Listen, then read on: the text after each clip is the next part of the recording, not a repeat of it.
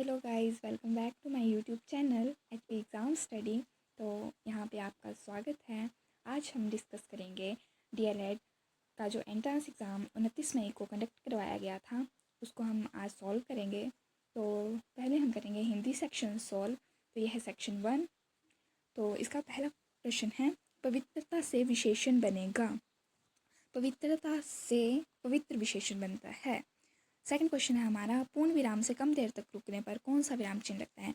पूर्ण विराम से थोड़ी देर पर रुकने के लिए, ये तो आपने बचपन से पढ़ते आ रहे होंगे। अगर जब भी आप लेसन पढ़ते हो तो इंग्लिश और हिंदी दोनों में ही आप लेसन पढ़ते हो तो आपको वहाँ पे अल्प विराम दिखता है। तो वो पूर्ण विराम के कम देर के लिए पूर्ण विराम से कम देर तक रुकने के लिए उपयोग किया जाता है।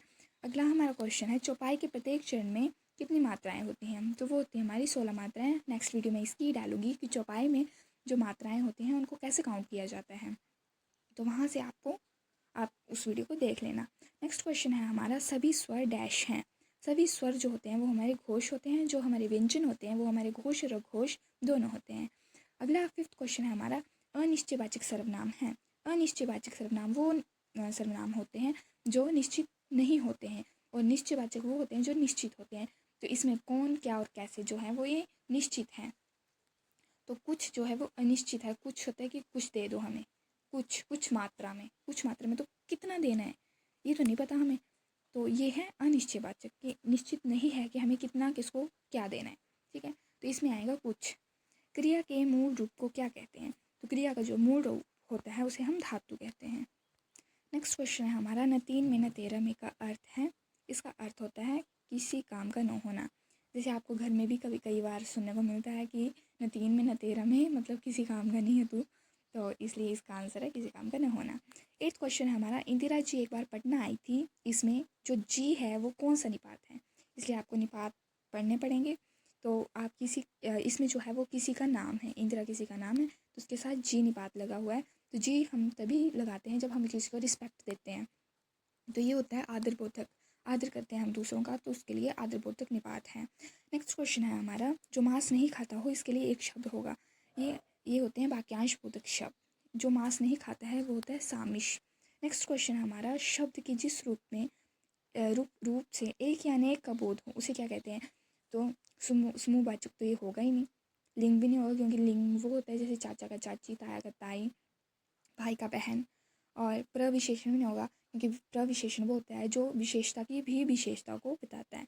तो ये होगा वचन, क्योंकि वचन में आता है जैसे माला, मालाएं, ऐसा जैसे एक से अनेक बनते हैं। अगला क्वेश्चन हमारा, चतुर्भुज में कौन सा समास है। चतुर्भुज में जो हमारा है वो बहुब्रीहि समास है।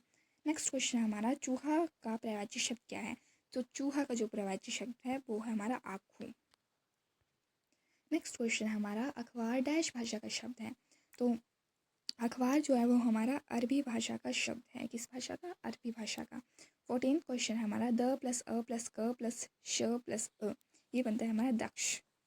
लेकिन दक्ष द का श नहीं लिखना है आपने, दक्ष श लिखना डायरेक्ट।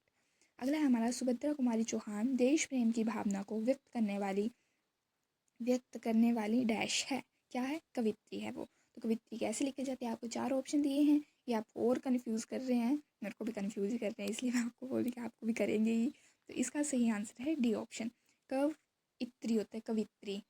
ठीक है, नेक्स्ट क्वेश्चन हमारा, उदो का लेना न मादो का देना। तो जैसे आपको कई बार आप घर पे बोलते हो कि न लेना न देना। ठीक है, तो इसका आंसर होता है अपने काम से काम रखना। ठीक है, नेक्स्ट क्वेश्चन है हमारा, छंद का सर्वप्रथम उल्लेख कहाँ मिलता है। तो छंद का जो सर्वप्रथम उल्लेख होता है वो हमारा ऋग्वेद में मिलता है। छंद आपको पढ़ने पड़ेंगे। 18th क्वेश्चन है हमारा, जिस काव्य में समान शब्द के लिए अलग अलग अर्थ में आवृत्ति हो वहाँ डैश अलंकार होता है। अलंकार भी आपको लर्न करने ही पड़ेंगे। तो ये होता है यमक अलंकार। नेक्स्ट क्वेश्चन है हमारा, निम्नलिखित में से किस शब्द में प्रत्यय लगा हुआ है। प्रत्यय इसमें लगा हुआ है जादूगर में।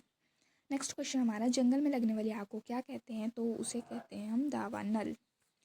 नेक्स्ट क्वेश्चन है, प्रेरणार्थक क्रिया के कितने रूप होते हैं। तो प्रेरणार्थक क्रिया के हमेशा 2 ही रूप होते हैं। अगला क्वेश्चन है, संज्ञा और सर्वनाम कैसे शब्द हैं। तो ये हैं विकारी शब्द। नेक्स्ट क्वेश्चन है हमारा, स्मरण का विलोमार्थी शब्द, विलोम शब्द है ये, स्मरण का अस्मरण होता है।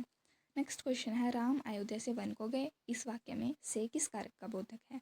तो से जो है वो हमारा आपादान से रिलेटेड है। क्यों? क्योंकि जो राम है वो अयोध्या से वन को गए, अयोध्या को छोड़ कर गए, वो आपादान जुदाई करके गए हैं वो, तो इसलिए वहाँ पे आएगा आपादान।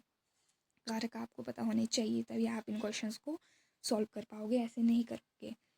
अगला नेक्स्ट क्वेश्चन है, और तुक्के तो बिल्कुल भी नहीं लगाने आपने, वरना आपका क्वेश्चन गलत हो सकता है। तुक्के लगाने की भी एक अलग ही होती है, मतलब उसके लिए भी अकल चाहिए होती है। तो तुक्के लगाने की पहले आप प्रक्रिया को समझ ले, उसके बाद ही तुक्के लगाए। तो अगला हमारा लास्ट क्वेश्चन है हमारा, मैं आप चला जाऊँगा इस वाक्य में आप कौन सा सर्वनाम है? तो ये है हमारा नीचवाचक। नीचवाचक सर्वनाम इसलिए है क्योंकि स्वयं के लिए हम जो यूज़ करेंगे तो उसके लिए हमारा नीचवाचक सर्वनाम का उपयोग होता है।